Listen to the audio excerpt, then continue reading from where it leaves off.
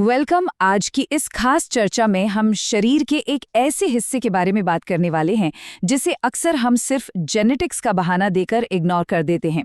जी हाँ, हमारी पिंडलियां या काफ मसल्स। लेकिन आज हमारा नजरिया बिल्कुल बदलने वाला है, क्योंकि ये सिर्फ एक मामूली मसल नहीं बल्कि एक बहुत बड़ा और पावरफुल बायोमैकेनिकल पावर हाउस है। तो चलिए एक सीधे से सवाल से शुरू करते हैं। जिम के किसी कोने में पड़ी वो धूल खाती काफ रेज मशीन हमेशा खाली क्यों रहती है? क्या वो मशीन सच में किसी श्राप का शिकार है या फिर उसे पूरी तरह से गलत समझा गया है? होता क्या है ना, लोग इस मशीन पर आते हैं और अपनी क्षमता से कहीं ज्यादा वजन डाल लेते हैं। फिर जल्दबाजी में बस उछल उछल कर रैप्स लगाते हैं और एक भयंकर दर्द वाले सेट के बाद उस मशीन से हमेशा के लिए तौबा कर लेते हैं।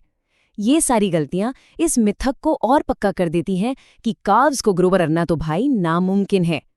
दर्द को ही असरदार मान लिया जाता है, जो कि बिल्कुल गलत अप्रोच है। सेक्शन 1, शक्तिशाली सोलियस। चलिए अब लोअर लेग के इस अनसुने और अनदेखे हीरो से मिलते हैं। सोलियस नाम की ये मांसपेशी अंदर से बहुत ही कॉम्प्लेक्स होती है और सबसे हैरान करने वाली बात बताऊं, दौड़ते समय ये मसल शरीर के वजन का लगभग 8 गुना तक फोर्स जनरेट करती है।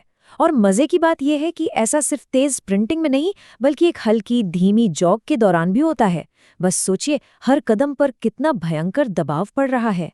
और बात सिर्फ वजन सहने की नहीं है। जब हम दौड़ते हैं तो शरीर को आगे धकेलने में सबसे बड़ा रोल इसी का होता है। कुल वर्टिकल ग्राउंड रिएक्शन फोर्स का 50 से 70% हिस्सा सिर्फ और सिर्फ सोलियस ही पैदा करता है। सही मायनों में यही वो इंजन है जो हमारे हर कदम को पावर देता है। चलिए इसे एक प्रैक्टिकल तरीके से समझते हैं। मान लीजिए एक 80 किलो का एथलीट अपना एक नॉर्मल ट्रेनिंग रन पूरा कर रहा है। उस एक सेशन में सोलियस पर पड़ने वाला टोटल लोड लगभग 2.6 मिलियन किलोग्राम के फोर्स तक पहुंच जाता है। ये कोई छोटा मोटा नंबर नहीं है।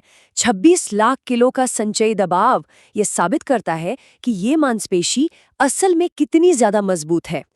अब जब फोर्स के इतने डरावने आंकड़े सामने हैं तो ये समझना बिल्कुल मुश्किल नहीं है कि इंग्लिश प्रीमियर लीग फुटबॉल जैसे टॉप लेवल स्पोर्ट्स में काफ की 75% चोटें सिर्फ सोलियस में ही क्यों होती हैं। इतना भारी काम करने के बाद इसका डैमेज होना कोई बहुत बड़ी हैरानी की बात नहीं है।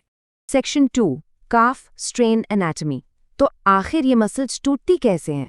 ये पूरा प्रोसेस ना किसी डिटेक्टिव स्टोरी की तरह है। अगर हम ध्यान दें तो गैस्ट्रोक्नीमियस मसल की चोटें बहुत अचानक और विस्फोटक होती हैं, जो अक्सर मैच की शुरुआत में या हाई इंटेंसिटी रनिंग में दिखती हैं। लेकिन सोलियस की इंजरी बिल्कुल अलग है। ये लगभग हमेशा गेम के आखिरी हिस्से में थकान जमा होने के बाद होती हैं, खासकर जब खिलाड़ी पीछे की ओर स्टेप बैक करते हैं। ये एकदम से नहीं होता, बल्कि धीरे धीरे जमा हुई थकान का नतीजा होता है। और यहीं पर एंट्री होती है अदर 21 आवर्स यानी बाकी के 21 घंटों के कॉन्सेप्ट की। हम जिम या मैदान के बाहर जो करते हैं, जैसे दिन भर में 10-20 हज़ार कदम चलना, डॉग वॉक पर जाना या बच्चों के साथ खेलना, ये सब वो अनजाने मैकेनिकल लोड हैं जो बिना प्रॉपर रेस्ट के समय के साथ सोलियस को थकाते रहते हैं। यानी सिर्फ ट्रेनिंग ही नहीं बल्कि हमारी डेली लाइफ भी इसे इंजरी की तरफ धकेल सकती है। सेक्शन 3, मैदान पर वापसी। चोट लगने के बाद रिकवरी का सही अनुमान कैसे लगाएं? एक बार जब इंजरी हो जाती है तो मेडिकल प्रोफेशनल्स को देखना होता है कि रिकवरी में कितना वक्त लगेगा। अगर टेंडन जैसे कनेक्टिव टिश्यूज भी डैमेज हुए हैं तो समझ लीजिए रिकवरी का रास्ता बहुत लंबा और मुश्किल होने वाला है। इसके अलावा एथलीट की उम्र और चोट लगने का तरीका भी ये तय करता है कि हीलिंग में कितना समय लगेगा। हमारे पास जो डेटा है वो एकदम क्लियर टाइमलाइन दिखाता है। जैसे कि अगर सीवियर ग्रेड 3 का टियर है तो पूरी तरह ठीक होने में लगभग 50 दिनों तक का लंबा वक्त लग सकता है। तो ये कोई ऐसी चीज़ नहीं है कि बस दर्द कम हुआ और अगले हफ्ते मैदान पर वापस आ गए। यहाँ सबसे बड़ी भूल होती है जल्दबाजी। चोट के बाद पहले 2 महीनों में दोबारा इंजरी होने का रिस्क सबसे पीक पर होता है। अगर टिश्यूज के पूरी तरह हील होने से पहले ही कम बैक कर लिया तो खिलाड़ी फिर से लंबे समय के लिए बाहर हो सकता है। और पता है, ऐसे 91% से ज्यादा मामलों में फिर से सोलियस ही शामिल होता है। देखिए, MRI और अल्ट्रासाउंड जैसी एडवांस मशीनें हमें अंदर का स्ट्रक्चर बहुत शानदार तरीके से दिखा देती हैं, लेकिन मैदान पर वापस लौटने का फाइनल डिसीजन इन स्कैन्स पर नहीं बल्कि क्लिनिकल असेसमेंट पर टिका होता है। अगर इंसान बिना दर्द के सारे फंक्शनल टेस्ट पास कर लेता है, तभी वो रेडी है। मशीनें सिर्फ डैमेज दिखाती हैं, असली परफॉर्मेंस तो क्लिनिकल चेकअप से ही साबित होती है। Section 4 bullet proof carbs. अब सवाल ये है कि इन्हें मजबूत और इंजरी फ्री कैसे बनाएं।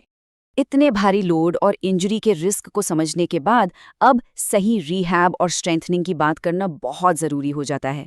रिसर्च बताती है कि एसेंट्रिक एक्सरसाइज, यानी जब मसल लंबी हो रही हो तब उस पर कंट्रोल के साथ लोड डालना, ये टेंडन की हीलिंग और लोअर लेग को फौलादी बनाने का सबसे कारगर, एकदम गोल्ड स्टैंडर्ड तरीका है। इसे अप्लाई करने के लिए एल्फ्रेडसन प्रोटोकॉल बहुत ही प्रैक्टिकल और क्लिनिकली प्रूवन तरीका है। इसमें कुछ भी फैंसी नहीं है, बस लगातार हर दिन में 2 बार एक्सेंट्रिक लोड देना होता है। इसी कंसिस्टेंसी से कनेक्टिव टिश्यूज रिपेयर होते हैं और धीरे धीरे इतने मजबूत हो जाते हैं कि वो भारी से भारी स्ट्रेस को आराम से झेल सकें। लेकिन याद रखिए, रिहैब सिर्फ जिम के उस शांत कंट्रोल्ड माहौल तक सीमित नहीं रहना चाहिए। हमें डर्टी या चैलेंजिंग पोजीशंस की भी प्रैक्टिस करनी होगी। मतलब खेल के मैदान या असल जिंदगी में जो अचानक से झटके लगते हैं या अजीब से एंगल पर पैर मुड़ता है, मसल्स को उन एक्सट्रीम सिचुएशंस के लिए भी तैयार करना होगा। तो अगली बार जब आप काफ रेज करें तो इन स्टेप्स को मास्टर करना मत भूलिएगा। पैरों को सही पोजीशन में रखें, पूरी रेंज ऑफ मोशन का इस्तेमाल करें, नीचे स्ट्रेच पोजीशन में एक कंट्रोल्ड पॉज लें और फिर धीरे धीरे पूरे कंट्रोल के साथ नीचे आएं। ये छोटे छोटे बदलाव एक बेकार सी एक्सरसाइज को एक जबरदस्त और पावरफुल रूटीन में बदल देते हैं। तो आखिर में, क्या अब आपको नहीं लगता कि लेग डे की हमारी पुरानी सोच को बदलने का वक्त आ गया है? जिम के उस कोने में पड़ी धूल फांकती काफ रेज मशीन को अब एक नया मौका मिलना चाहिए। उम्मीद है इस एक्सप्लेनर ने सोलियस की उस छुपी हुई, हैरान कर देने वाली ताकत को आपके सामने रखा होगा।